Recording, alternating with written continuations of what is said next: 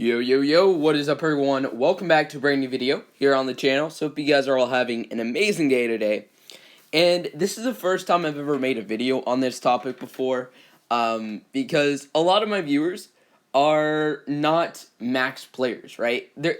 At this point in time, there are quite a few players who are watching me now that are in the higher tiers, and I think that's because I've kind of grown a little bit in the game, and I have a little bit more knowledge for all tiers of gameplay. But I've never really had a huge portion of my audience being higher levels. However, recently I've been getting quite a few questions from people asking me my top, not free-to-play, but pay-to-play tips. And in my head, it's like, dang, man, like, should I really make a video on this? Because a lot of the viewers are not spending money, but I thought, why not?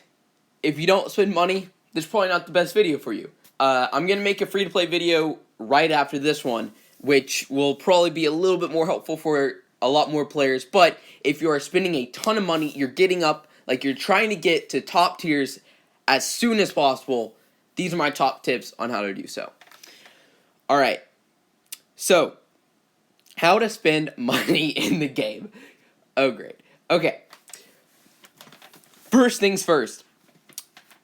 The thing that I want to make sure that I get across to every single player who watches this is that if you're going to be buying a lot of packs, alright, there is only one pack that I would suggest getting, and it comes around every single time there's a PvP event. Now you'll notice that there's two different $99 packs. It's basically $100 packs. There's one that comes with 10 gold chests, then some egg tokens, food packs, XP, whatever. And then there's one that has 15 gold chests and some timers. These both are not too bad. However, the one with the more gold chests, in my opinion, is almost always better.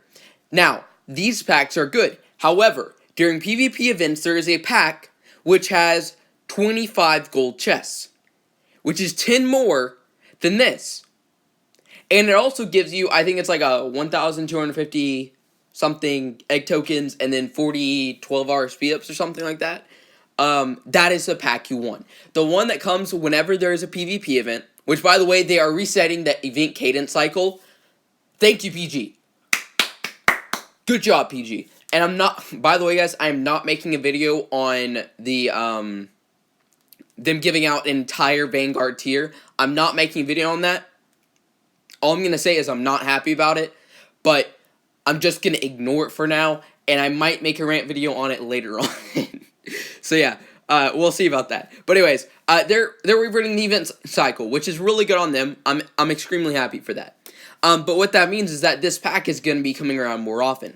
So make sure that whenever you're buying packs, wait, if you can at all, until the PvP event, and then buy those packs, because those 10 extra gold chests is so helpful. Because what you're really going to want, if you're spending a ton of money, and you're trying to get up in tiers as fast as possible, you want as many gold chests to get all the consumables that you need.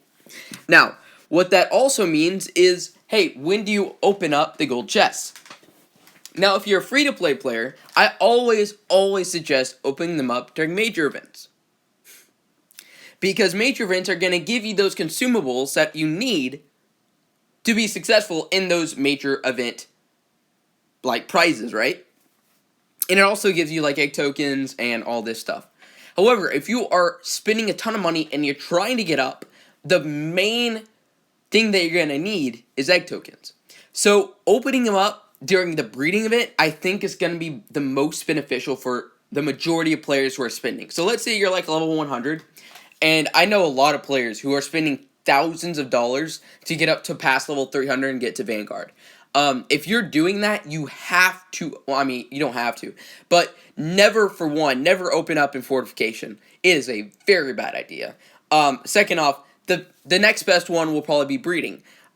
Because breeding is going to give you those egg tokens, it's going to give you those timers, it's going to give you sigils as well. And I'm going to talk about how to spend your sigils if you're spending a lot of money. And it's also going to give you a lot of XP potions and food packs.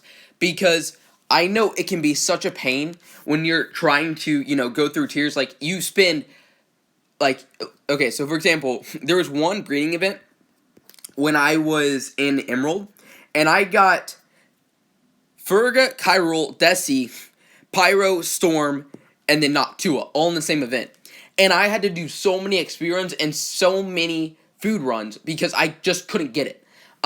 So having that ability to get some XP potion, get some food packs is so nice. And it really just makes it a lot easier. So you're not rushing to do these thousands and thousands of XP runs during these events, which really, if you're had a full-time job, you don't have time for that. Realistically, I have no life, so I can do it. But a lot of players who have actual jobs can't do that. So that's another bonus of opening up during breeding events. So that's my reasoning behind that.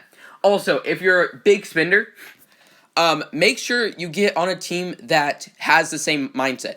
Really, Atlas-focused teams and event-focused teams are going to be your best bet. Now, there is one called Lethal Descent, which is an amazing team.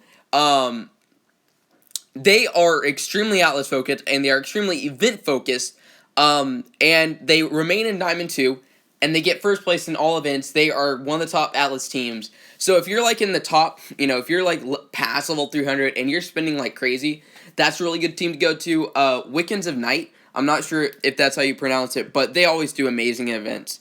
I think they're in my league, unless they... Where are they? Yeah.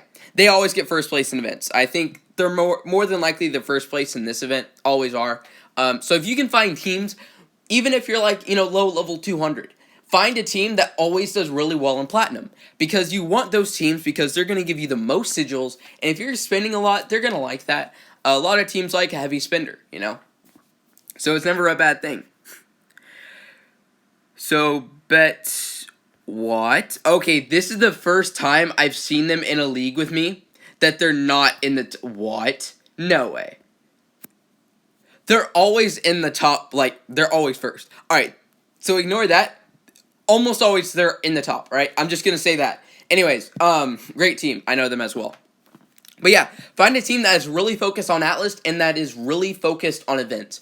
Because those two things, if you're spending a lot of money, you really want. Because that XP that you get from Atlas is so helpful. It's amazing. So, which packs to buy, where to spend your token. Oh yeah, breeding guides. If you are trying to level up and you're going through tiers, you're going to want the most inexpensive path possible. Now, I have a breeding guide. However, it is not updated for the new prices because as soon as I finished up the breeding guide, they changed all the prices and they reduced it. So you can check out Red's. I'll put the link down below in the description. It's her fastest path from Red to Vanguard. By the way, guys, it is not a competition between me and Red. It is just I wanted to make a breeding guide for my viewers. Calm down. However, I haven't updated yet. So you can use hers. It is basically, it's almost the exact same thing. It's the fastest Red to Vanguard, and it will help you progress through the tiers as fast as you can, because if you're not spending money, right, you want to have the best dragons for every tier. But if you're going through tiers in one breeding event, why in the world would you waste egg tokens on something that you're not even going to use? So you want the path that's going to get you through the tiers and get you to in-game ASAP, which is what that path does. So you're going to save some egg tokens with that. Definitely suggest doing that. As for your base, I've made plenty of videos on how to build a base, and just keep your base short and level up the towers that you need to. If you can start really early and you're spending a lot of money, and you're only leveling up a few towers, your base is going to be so overpowered, it's not even going to be funny. My base, I started really late, level 200, and I fixed it up. If you're starting level 100 and you're spending a lot of money and you're going from level 100 to 200 in an event, hashtag Tony Wren, that guy's ridiculous. Back in the day, man, he went from level 130 to like 400 in no time at all. It was hilarious. I swear, he was in my guide chat. I was like, one fortification, he was like level 130. I was chatting with him. After fortification, he was like 300 something. And at that time, like, it was level 60 towers. No one goes from level 100 to level 300 back in the day that fast. And he did, and it was crazy. So, if you can at all, make sure you have a stout base, you know, shorter is always better, at least with bases. And yeah, for these seasons, if you're starting out and you're trying to spend a lot of money, make sure you get the half price stuff. Because the half price stuff is going to be the most efficient for spending sigils. Because again, you're not trying, because if you're spending money, realistically, you're going to max out a season. If you spend a ton of money to get from like level 100 to 300 or something, you're going to max out a season. So make sure that you take advantage of all the half price stuff, because you're going to be getting those consumables that's going to help you progress faster and get better scores in events for a cheaper sigil price. And that's kind of what you want. Currently, I have maxed out Ristrat and Pathox and the token bonus. I was debating whether to do Portia, the thing, or Somnus, and I decided on Somnus because I want this Mythic Glyph because it increases Sorcerer HP, as well as you get Rune Dust, which is really, really nice. And for Portia, you don't get Rune Dust or runes, and you get a lot of ice shards and all this stuff, which I don't need.